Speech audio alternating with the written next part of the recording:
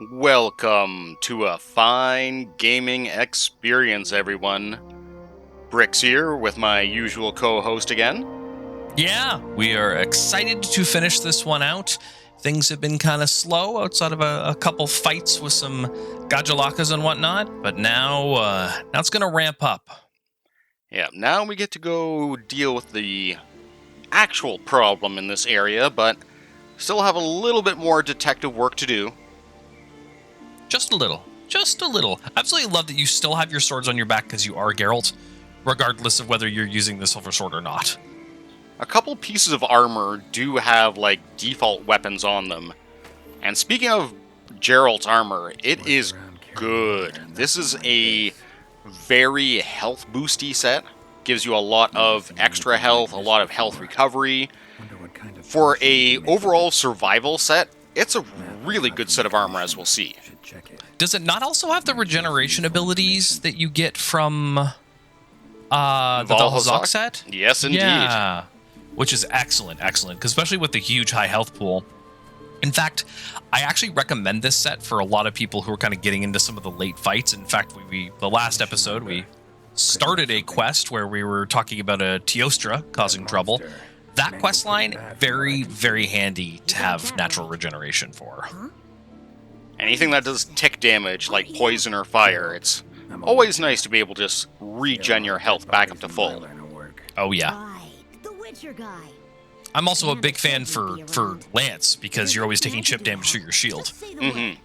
I always like this armor set myself as just a generic fight anything early on set. It's pretty good overall with all the health bonus and regeneration. Just against stuff that does a lot of damage, you'll appreciate it. Let's have a look. This actual set that he's wearing right here, this is just the start of the game set when you're playing The Witcher 3. And I'm really glad that they decided to include it, because it was basically everyone's favorite set from the start of the game. And most people wanted to keep it throughout, but it was garbage, so it's nice. He does these autopsies in Witcher 3, and that's what he's doing right here. He's kind of breaking down what happened to the creature to try to discover what might have killed it. It is interesting getting the whole breakdown on just what happened to this Abdenoth. And this is our fauna expert. Wearing the skin of a Pooké.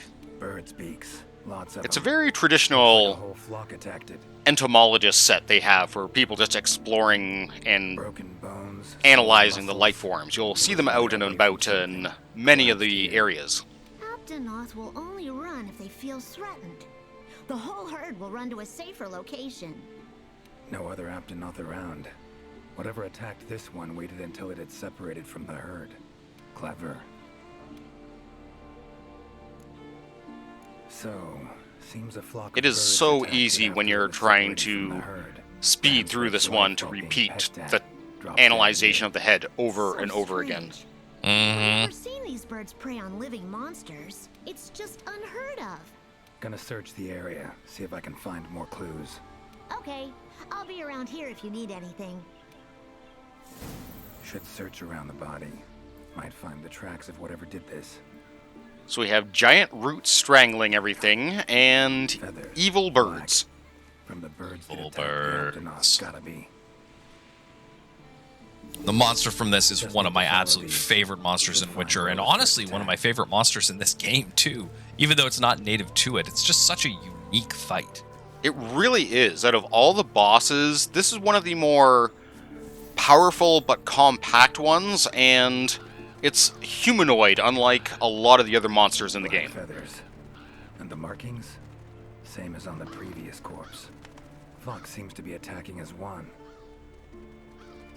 And yeah, No use trying they to are pick them attacking off as one if you by get too one. close.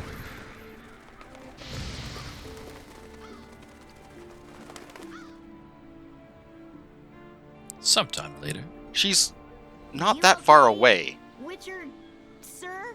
I'm fine. Seems the black Which birds are, are the culprits. sir? Revolters. No one seems to know exactly Those how are to, breeds like, that enjoy large describe monsters him like when they're not a member of the Fifth. They're Like, usually harmless. Master Witcher, sir. Believe they would attack a living They're probably astronaut. very socially awkward. Like, I imagine if you meet people who aren't within the hunting community, those people probably think you're really To be strange. honest, I'm just as clueless Especially as how much you. food you eat. I was gonna say, I can picture it being like meeting a bunch of rowdy dwarves, and you don't really get to know them until you're having a giant feast and getting drunk with them at the same time. Something Yeah. that nudged them to the brink of starvation, for instance. Exactly. It didn't seem like that was the case, though. It seems like if they're gonna have a real big party in Monster Hunter, it's gonna be a feast. It was like Mind you, that's probably like, what, 2 Aptonoths are cut up and feed everyone? Yeah, I guess that is kind of the point. You eat huge amounts of food and drink huge amounts of liquor, but all your flora and fauna is gigantic as well, so it's fairly obvious that you probably eat these big portions because they're available. Take care now. One thing I do like that he'll comment on when he picks up a bone pile, he'll comment that everything here seems to eat very well. Because Plants and animals. everything's kind of infused with, like, Combined. the dragon bones and just the energy of the area. Well, do you remember we actually talked to the flora expert and he'd mentioned that there's kind of a consistent flow of energy within this world. There's this very specific path. The ecosystem works because it's well maintained and everything works. It's actually usually the major thing we're fighting in Monster Hunter is something that's disturbed the ecosystem. Mm-hmm. That's definitely why Nergigante was a problem, and certainly why things like the Valhazak or Teostra getting out of control were an issue. Must be somewhere around here. Something like Valhazak, that's literally controlling the majority of the environment around you. Going berserk doesn't sound like a good thing. And this game doesn't shy away from that idea. Nature is a lot about the idea of the idea of circle of life, and not to take from the Lion King, but the specific idea of things die, they nourish the roots, they nourish the grass. Damn it. Might have Grass been grows monsters, monsters eat other monsters. It's all very sensible. We only exist to kind of cull. Literally, the whole name Monster Hunter, we really are hunters. We are culling populations that are getting out of control. Ever fight Just a tell wizard? yourself that on your 8th try of fighting the same monster. Yeah. Speaking of culling, it's really nice to have that ecology survey for culling small monsters up, because it's handy to see when these things are actually dead instead of doing their How long you gonna make somewhat me wait? long death animation. Oh, yeah. Yeah, all the Jagras and whatnot do like these flips and stuff when they die, and it's really hard to tell. I didn't even think about that, but that is very useful. Controlled by magic. And there you saw the crowd control Leshen could hold beauty sway of over that other weapon. beasts I run into. Just a couple wild Careful. swings, an Igni blast, and I killed, what, a dozen Jagras, no problem. Show yourself. I do like how I had to show there it's only vulnerable in the cutscene.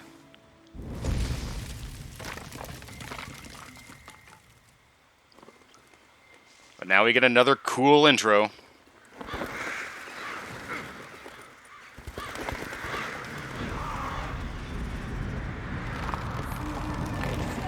The Leshen.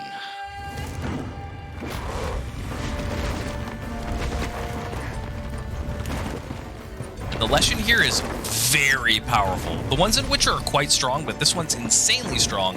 A lot of that has to do with the environment that it's getting its power from. They do mention it where the abundance and life and everything here seems to have charged up the Leshen.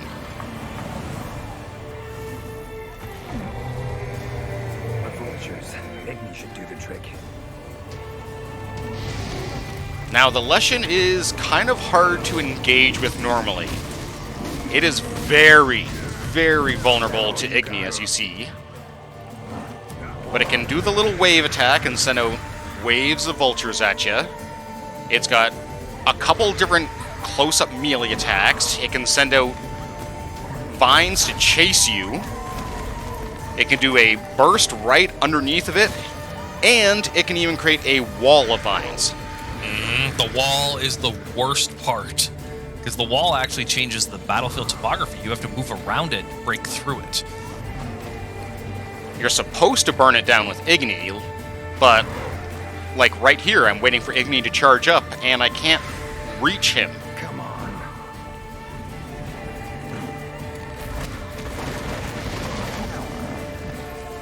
Takes care of that. And he can react pretty quickly, and those moves do good damage.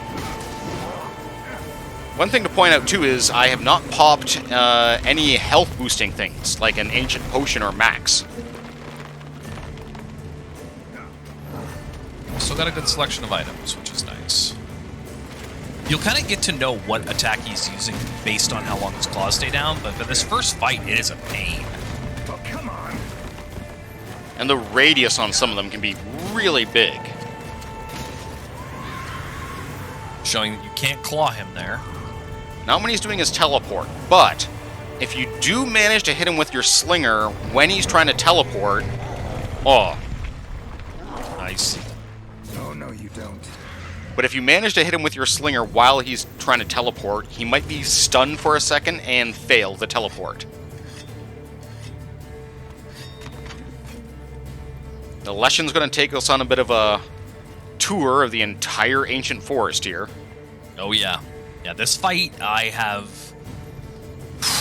think I failed it the first time, and then the second time I managed to do it, but it's an event more than it is just one fight.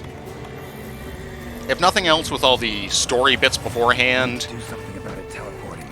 you really want to be able to do this fight well, but it takes a while to get to it, and having to repeat it can suck. I don't remember, do they have a number of carts that you can do and then you fail the whole mission? You get your standard 3 deaths on this one. Alright.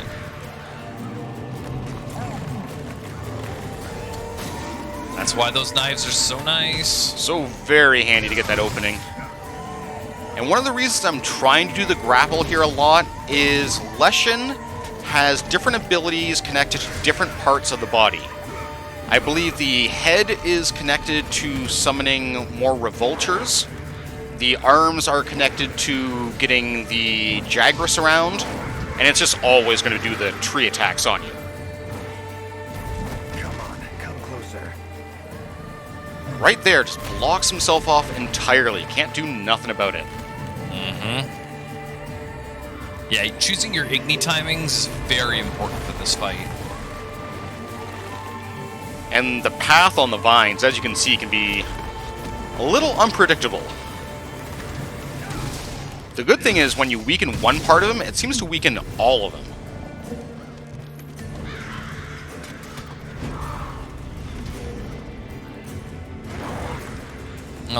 Leshens are actually based on Leshies, too, which I'll explain in just a moment. Go ahead. Yeah, Leshies are an interesting bit of fantasy lore. Uh-oh. Yeah, he can send you flying back, and he hasn't done it yet, but that claw attack of his can also easily bleed you. It's one of the reasons you're packing jerky just to deal with it. Yeah, the idea of a Leshy is actually based on, I believe it is lore from Sweden and other parts of the Norwegian areas, stuff like that. It's something that's been in their lore for a long time, but I love the concept of it. They're basically creatures that sort of affect the environment directly of the areas they're in. That double swing of his can be a little annoying, but Nice explosion on that one. indeed. Another reason why I want to weaken them, because they can do so much damage. Early on, before Iceborne, you weren't able to do those grapples and had to rely entirely on doing mount attacks. Oh, I thought he was gone, but he came back. Me too. Oh, nice timing. Yeah, right as he's about to teleport, you saw that shot? Knocked him out of the teleport, gives you a moment to attack. Won't always stun him, but when it does. There's that bleed I was talking about. The good news is they give you most of the things you need in your inventory right off the bat, and what you don't have, you can scrounge around or get from the chest. There's that wall again, but this time perfect positioning lets you set up a massive combo. It's nice to be able to burn him and the wall. And gets rid of a lot of those revolters too. It's very utilitarian.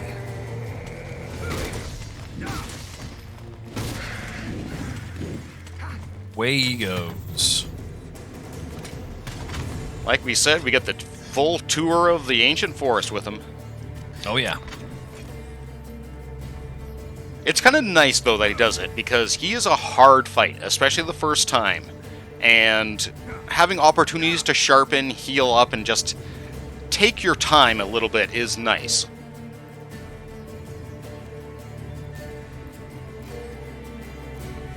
You also do a little bit of replenishment, yes. I actually don't know if there's a time limit on this one for how long the mission can be. I don't think so. I actually think there isn't a time limit on this one at all, because it's so story-based. Its power to summon seems centered in certain body parts.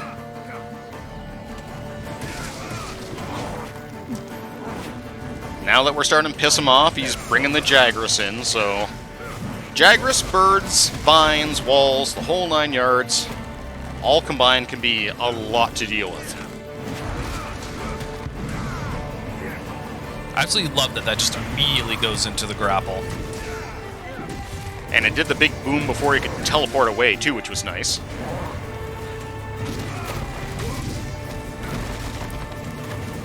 That backstep there, excellent work, by the way. This weapon has a lot of really good maneuverability if you know its moveset. It's a really good weapon for this fight, too, just with the crowd control, the heavy damage. The sword mode is a little better for dueling, so you can kind of switch between it. One thing I want to point out, too, here, when you see Leshen pulling out its paws from the ground doing those vine attacks, if you pay attention, you can actually see the vines retreating off its fingertips. It's a little detail, but really neat for this.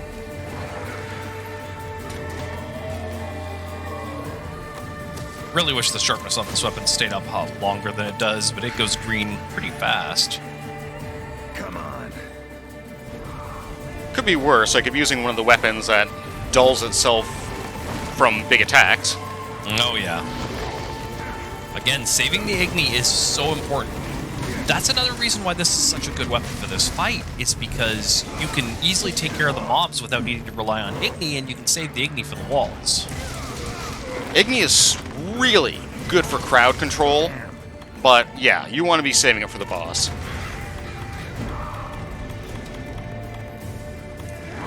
One thing I should point out too is you have a default quick bar there, and you might want to adjust it for this fight. Yeah, I was actually just thinking about that. I'm like, it's a pain to have to find all the different things. The thing is, so many of them come in handy, though, so you will be doing a little bit of bouncing around even without it. Can't hit him through the stupid wall. Oh, Jagras. Oh, he just teleported right into you. Which is handy when he does it, but then mid-combo, he does his big knockback. And that's the thing with this fight, is just all the little annoyances that can happen during it make it hard to find that proper opening sometimes. I can picture a heavy bowgun or something that does a lot of big hits at once could be handy for it. It's waning. Oh, cluster bombs alone would be wonderful. Well, it's hurt. You're hurt. Nice and even. By saying his power's waning, though, just means he's getting angry. I will say, excellent playing with the switch axe in this one. You basically have kept the weapon sharp the whole time and have gone back and forth between sword and axe mode. It's a very hard weapon to learn. Very complicated. Quite powerful once you get the hang of it, though. I do like it a lot, and the different varieties you can get with the files and whatnot, they're charging up. It's not file mode, but you know what I mean. It is files on Rich. It is files with this? Yeah. Okay. Yeah, it's files on both this and the charge blades. They're used the same sort of thing. This one having the dragon seal can actually be pretty handy. I want to say it stops him doing some of his big vine attacks. Ugh. So obnoxious. And he knocks me right into the crowd of Jagras too, so they can annoy me more. The hit and run that this guy does is just such a pain. It's a lot different though from what we're used to. Like normally, something that does hit and run gets very aggressive. Leshen kind of relies on summoning friends to piss you off. Good job not blowing that one up. Very smart. Blowing it up would have put you in a bad spot. If I knew he was going to teleport exactly back to the same spot, though, I would have done the blast. Ugh. Oh! It's a good counter move of his. That and the birds. The birds don't do much damage, but he can throw them out fast. They hit a bigger area than you'd expect and just interrupt you a lot. Slinger bombs are really useful against him, especially to weaken that head so the birds aren't as big an issue. He gave me no warning on the teleport that time.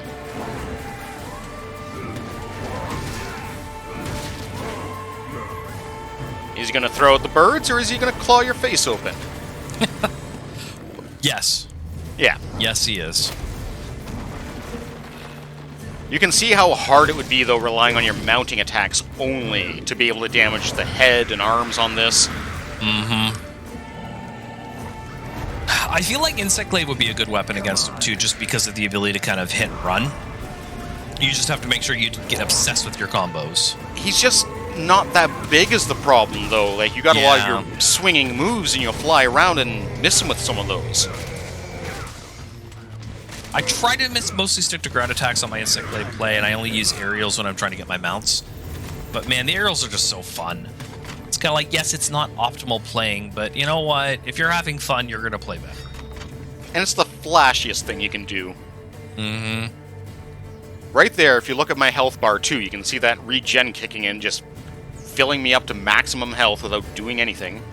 Yeah. I've noticed a few times I would have thrown on heals. I was like, why isn't he healing? And then I looked away to watch the fight again, look back up to your health bar, and I'm like, oh, that's why he's not healing. Right. If you're being really lazy, too, with something like this, you can just run away, wait, heal up, and come back, but... He doesn't have a lot of attacks to attack him here at far range. He's kind of medium range. Have it your way. Let's go. This area, though, it's so hard to see. He's in rage mode, too, so all of his attacks are bigger and meaner. This whole area here, he's kind of covering up his roots with all the natural foliage, and it is a pain to hit him. Not to mention, he can hide behind the trees and attack you and whatnot, but... And you just saw there was a quest update. I think I like this beast. And here comes our Puke we rescued earlier, and I'm using my life powder to heal him up, and I get the message there for it. Because he was really hurt. If you don't heal him up, guaranteed, the Jagras alone will kill him. Oh yeah, and unfortunately, we were talking about this is the hardest part of this fight. If you want to save the Puke, honestly, using his bait is a better idea, but if you think you're good enough, try to save him, but it is nearly impossible. Oh. The problem is that the Puke will randomly decide what he wants to attack, and right now, he's got a single Jagras out there left, and just letting the lone Jagras and him fight it out is perfect. I can deal with the Leshen, and those two will do minimum damage to each other. No problem. It's when he decides, I'm going to help you out with the Leshen at point-blank range, and is taking all those big hits he does. Even a crowd of the Jagras can really weaken him down. I want to be very kind when I say this. Your misses with the Igni, it happens. The Igni is a nice attack, but it is very much level dependent. And when I say level dependent, I mean level of the area. If they're a little above or a little below, it can miss completely. Sometimes, too, you're a little rushed to try and take him down, get that perfect moment in while you think he's vulnerable and not throwing up the walls or such. I made a few of those extra healing items, just right there, used one on the Puke, but You gotta be careful if you want to keep him alive. Yeah, because he is aggressive. He will try to fight and help. The nice thing is, he can do stuff like poison the Leshen. I wouldn't count on him to do any serious damage to it, but... Come on, come closer. that swarm getting bigger is so annoying. Oh yeah, and the range of it too. It kind of spreads almost like a cone as it flies at you. Igni stays very strong throughout the fight. This is something I was kind of surprised at too, is, like we did earlier on with good old Devil Ho, he doesn't realize where we are because we're hiding in the spore cloud. You got a huge combo of that. Oh wow. That was a viable technique. That was amazing. I was a little shocked at how well that worked. Oh, you broke something. Nice. Which will stop those revoltures.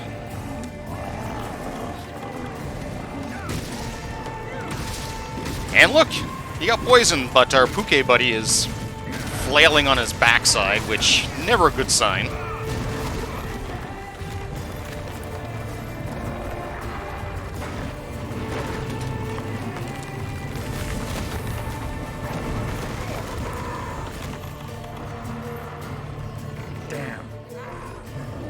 Oof.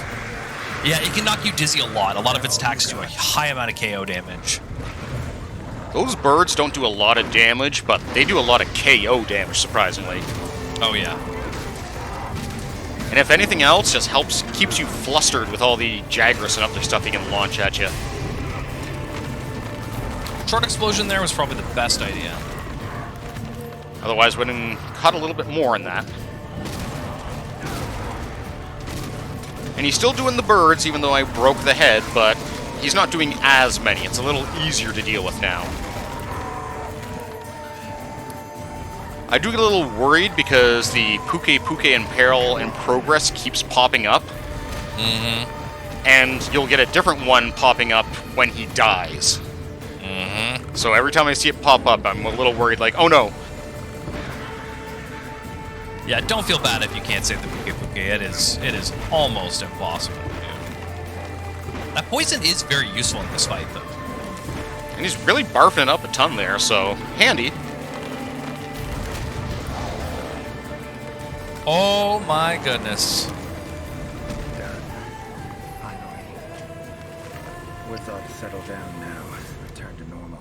And interestingly, you only carved one thing from him. Leshen drew a lot of nutrients out of these woods. Yep. These materials are strong. Which is an interesting thing. Actually, when Geralt kills something, he usually cuts its head off to prove that he killed it. So getting the skull makes a lot of sense.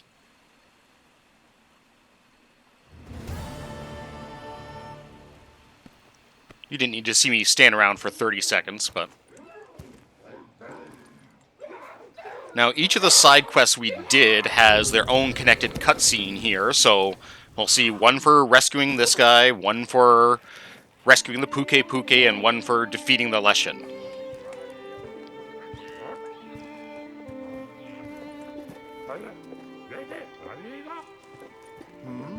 What's that now? They remind me of Muppets. Thank you for saving me. Me. Are you part of the research commission? No, I'm a witcher. Here in the forest on a contract for the commission. Want to thank anyone. Thank them for hiring me.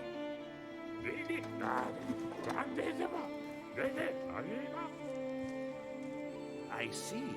One of our tribes have helped them in the past, but please tell them that they have the power of not one, but 3 tribes now.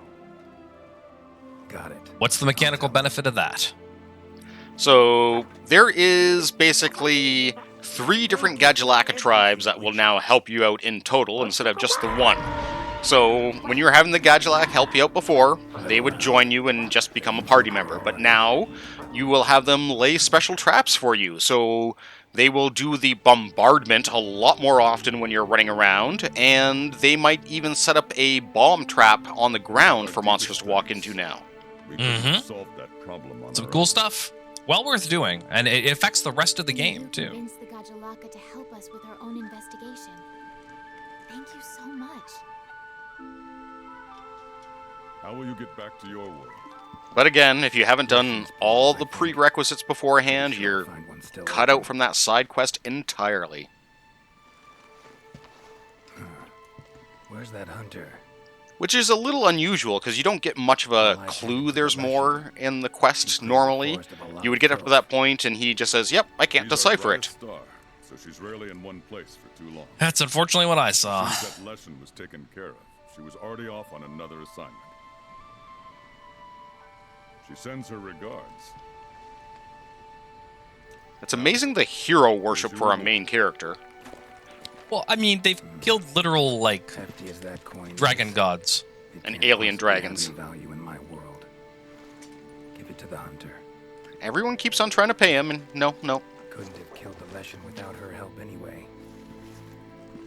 And this, also for your hunter. Which is a pretty neat What is doodad you get. A runestone. Your hunters don't wield any magic of their own. But in our world, magic exists in some objects as a matter of course. If a Leshen ever appears again, tell your hunter to use it to summon flames. Which is pretty much the Igni sign he has, but a much weaker version to start. Oh yeah, to start. There are ways to boost it up, though.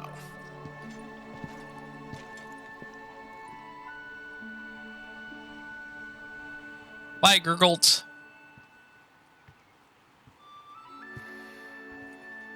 Gotta be somewhere around here. I would like to point out, too, they don't send the Necker through the portal, so it's probably left at the base still.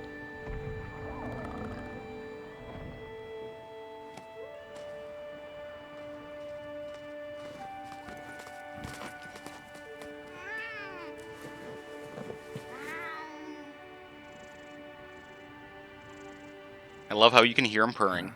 What's this?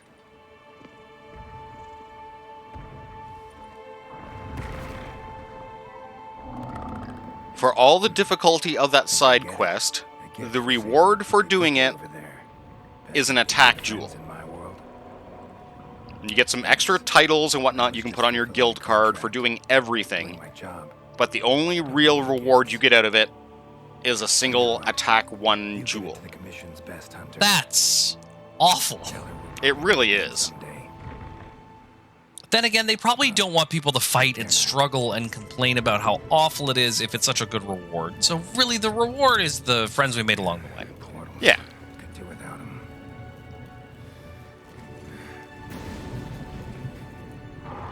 You go end up in a Final Fantasy XIV crossover event, Geralt.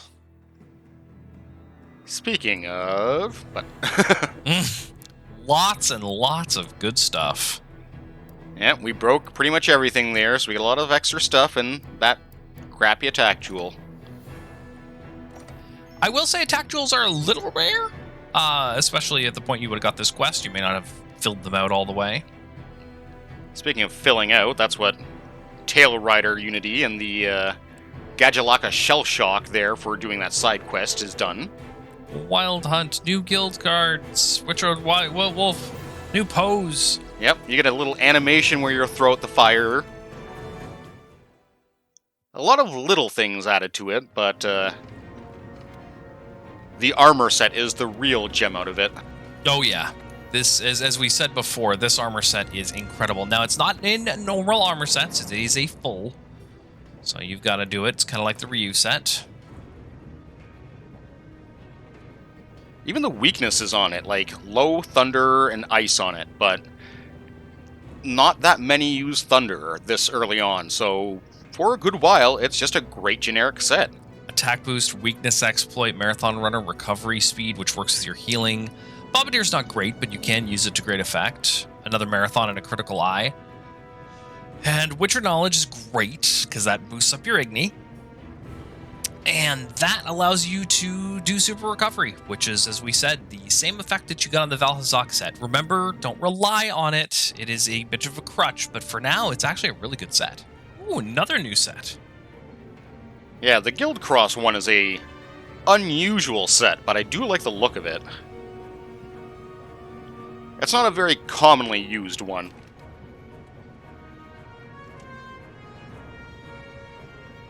very lacquery looking cape.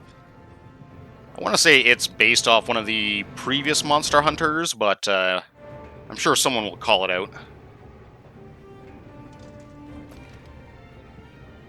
Interesting how they both have the circlet for them. Mm-hmm. And this is one of the coin sets that you get from doing all the arena side missions. Those could be a bit of a pain. Sometimes you'll do one of the side missions, do fairly well, and get 1 coin. Other times you'll do a side mission, do absolute terrible, and get 3. It's just, it's more of a luck-based thing, but you will eventually get them to keep running those missions. And succeeding. And again, this is one of those generic purpose sets where it just has a butt-ton of elemental resistances, a few minor boosting skills, and a great luck skill for getting more stuff at the end of the fight. It's a lot of work to get all those coins, but a decent set for it. So many coins. So many coins. Probably better spent on really good weapons. There are some phenomenal guild weapons. Highly recommend the Longsword's guild weapon. It's quite good. Speaking of crossover stuff, Dante. And this is actually a very, very good set. Extremely weak against 2 different elements, but extremely strong against 3 others. And this one is about doing a lot of damage and the evade window, so you get a lot of dodge too. Special ammo boost, which is handy, and latent power.